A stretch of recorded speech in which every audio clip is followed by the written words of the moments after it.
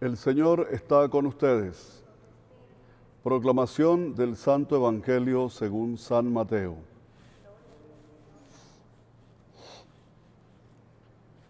En aquel tiempo, Jesús dijo a sus discípulos: si tu hermano comete un pecado, ve y amonéstalo a solas. Si te escucha, habrás salvado a tu hermano. Si no te hace caso, hazte acompañar de una o dos personas, para que todo lo que se diga conste por boca de dos o tres testigos. Pero si ni así te hace caso, díselo a la comunidad, y si ni a la comunidad le hace caso, apártate de él como de un pagano o de un publicano. Yo les aseguro que todo lo que aten en la tierra quedará atado en el cielo, y todo lo que desaten en la tierra quedará desatado en el cielo. Yo les aseguro también que si dos de ustedes se ponen de acuerdo para pedir algo, sea lo que fuere, mi Padre Celestial se lo concederá, pues donde dos o tres se reúnen en mi nombre, ahí estoy yo en medio de ellos. Palabra del Señor. Acabamos de escuchar un evangelio que está tomado, como todos los evangelios de este año, del evangelista Mateo. Y comienza diciendo Mateo: si tu hermano comete un pecado, ve y amonéstalo a solas. Si te escucha, habrás salvado a tu hermano. Hay que ubicarse en el contexto de la comunidad que Jesús quería para que fuera testimonio de comunidad cristiana. A mí me da pesar cuando uno escucha que fácilmente decimos esa es una comunidad cristiana o esa es una comunidad de cristianos. Habría que ver cómo viven para poder creerles que sí son una comunidad de cristianos.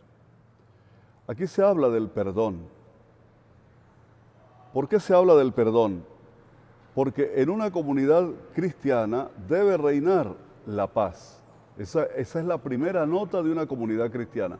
Sea una familia, porque la familia es una pequeña comunidad, sea una calle, un edificio, un barrio, un sector, una aldea lejana en el campo, debe reinar siempre la paz.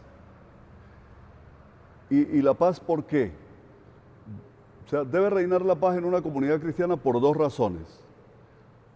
O porque no hay ofensas, es decir, nadie te ofende, nadie ofende a nadie, cosa que es bien difícil porque somos humanos, porque cometemos errores, porque nos equivocamos. O también porque se busca a toda costa la reconciliación. Es decir, si en la comunidad reina la paz, es por dos cosas.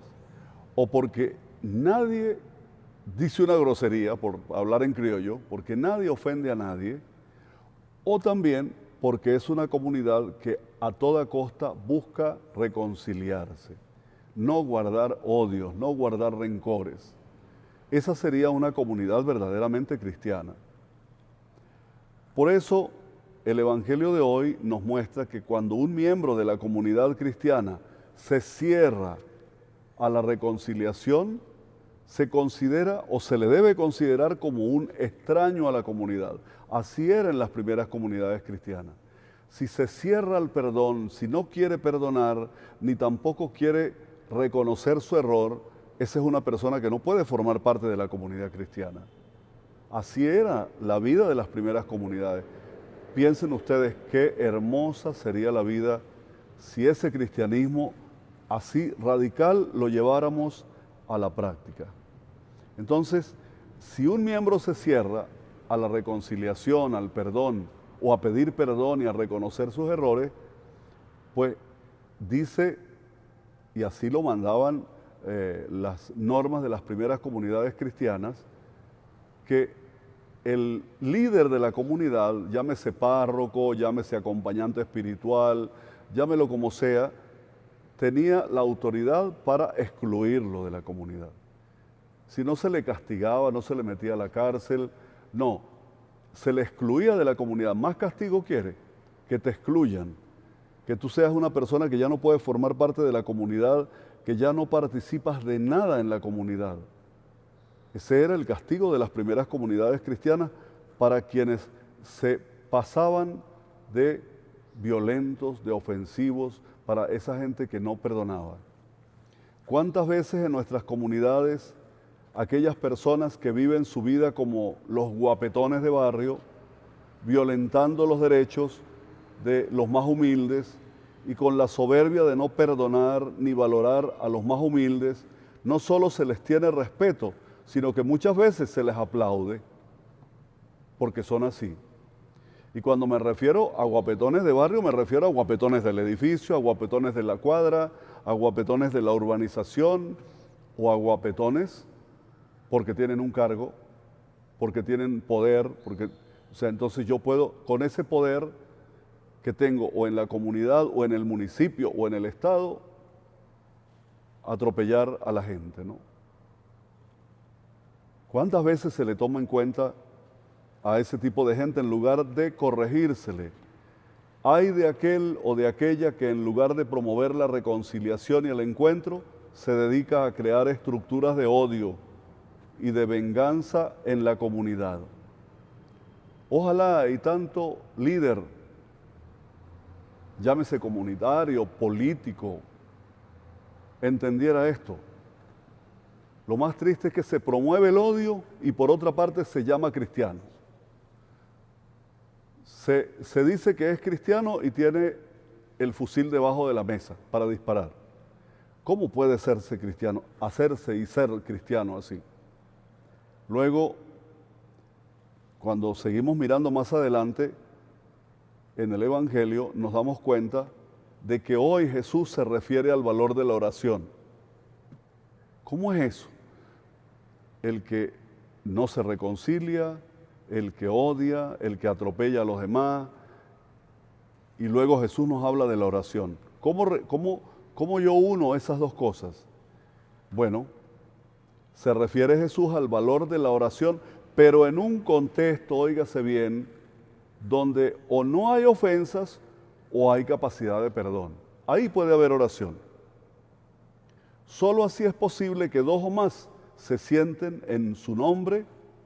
Requisito indispensable es que la comunidad haga norma de vida las recomendaciones que Él ha dejado en la oración del Padre Nuestro. ¿Recuerdan lo que nos dijo Jesús en el Padre Nuestro? Perdonar a los que nos ofenden. Si no, no puede haber comunidad y tampoco podría haber posibilidades de reconciliación, de paz. No puede haber felicidad en un mundo o en un espacio donde todos se odian o promueven la violencia o no perdonan o ofenden. Ofenden al otro porque es menor, porque es menos importante, porque no tiene ningún significado social. Otra cosa que Jesús dice en el Padre Nuestro es no caer en la tentación del divisionismo, de la intolerancia y de la arrogancia frente al hermano, como si solo yo tengo la razón. Hermanas y hermanos, les reitero, nunca puede acontecer la vida de reconciliación si no somos capaces de desterrar la ofensa, el trato altanero y la falta de humildad para perdonar y pedir perdón. Jamás será posible construir el proyecto de reinado de Dios en medio de una comunidad hostil, en la que no hay amor sino odio y resentimiento hacia el hermano. Los incapaces de perdonar y de pedir perdón siempre serán un impedimento para construir la felicidad en una sociedad. Amén.